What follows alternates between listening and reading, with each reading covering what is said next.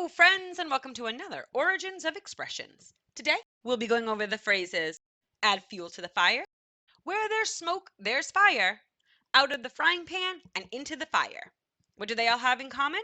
They're all phrases and idioms around fire. Let's get right to work and start this video.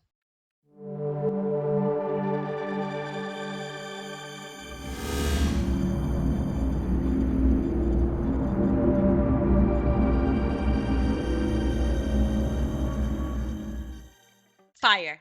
That flame that has been used by humans to cook our foods, light our houses, keep us warm, and so much more. It has been in use for as long as we've been able to harness it. Fire has become part of our everyday lives, and because fire is so important, it has found a place in our literature. Today, we'll explore 3 idioms where fire is the main subject. Let's not waste any time and blaze into our first phrase. Add fuel to the fire.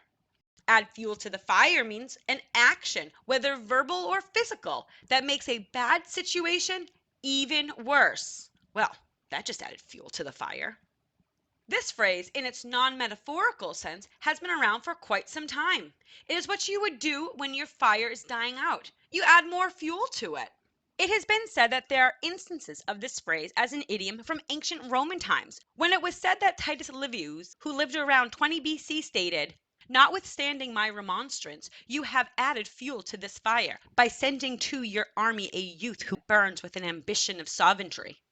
However, this is not written down until the 1800s. Before this time, the first time we see it in writing was from the poet and dramatist Michael Drayton, as early as 1596. It reads, "My blandishments were fuel to that fire."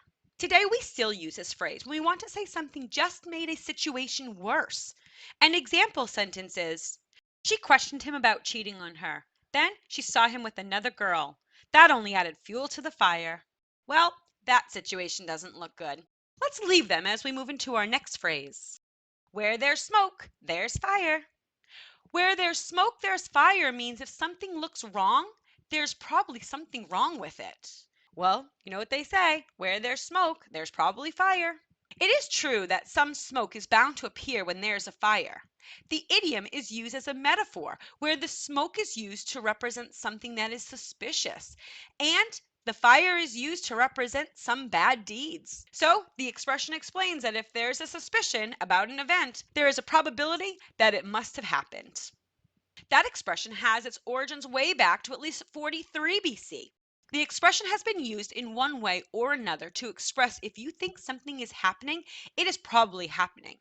But it didn't become popular until the 16th century when it appeared in John Haywood's Proverbs in 1546. It reads, "There is no fire without smoke." Today, we still use this phrase. We use it to say if we think there is a problem or a wrongdoing, then it probably happened. It is a way of saying trust your judgment on a situation. An example sentence is, "Do you believe those rumors about the mayor? Well, you know what they say, where there's smoke, there's fire." Well, they have a lot to talk about. Let's leave them and move into our next phrase. Out of the frying pan and into the fire. Out of the frying pan and into the fire means to go from a bad to a worse situation, when a bad situation turns critical. Well, we just jumped out of the frying pan and into the fire. This proverb has quite a history. It is said to be one that has traveled through history but has not been written down.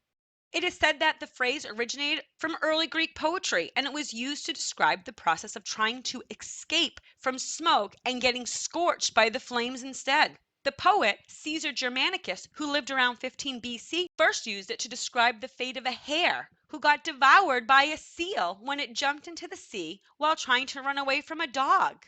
But there is no written records of this tale.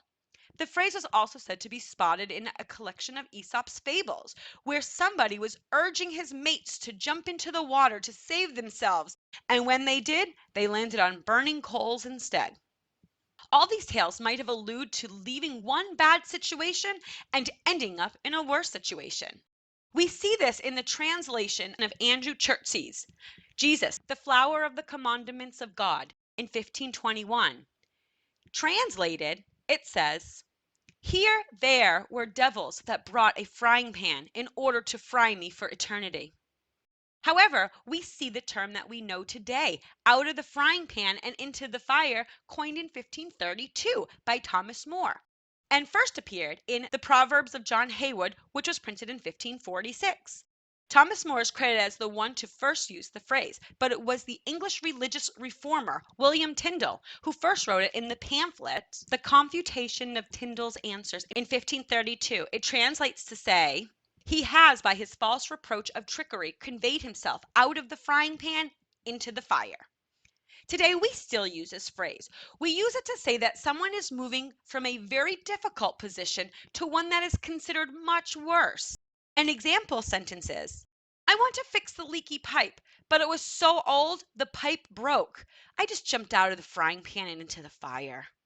Well, they have some work to do. Let's leave them and move on. Ooh, fun fact. Did you know that our ancestors have been using frying pans since ancient Mesopotamia? Yep, that's right. The copper frying pan has dated back to the end of the 5th to early 4th century BC.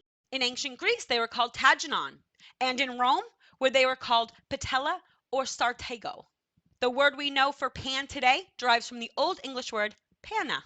As time went on, the cast iron cooking pan became the popular choice. It had a handle and 3 legs used to stand up in the coals and ashes of a fire. And what about the frying pans we use today, you ask? Well, the flat bottom pans that we know today didn't come around till the kitchen stove started donning our kitchens. It was about the mid 1800s. Boy, frying pans have been around for a long time. Well, that's the information that I have for you today. I hope you enjoyed learning about the origins of our idioms and phrases. I would love to have you subscribe if you did. I hope I added fuel to your fire and made you want to subscribe to the channel. It's quick and easy, and I would really appreciate it. Oh yeah, quick question before you go. Do you know any idioms or phrases around fire? Maybe you know other idioms or phrases on an entirely different subject. I would love to see them. Leave them in the comments below. And if I use one of the phrases, I'll give you a shout out. Thank you again for watching and subscribing. I really appreciate your support. Until next time, bye.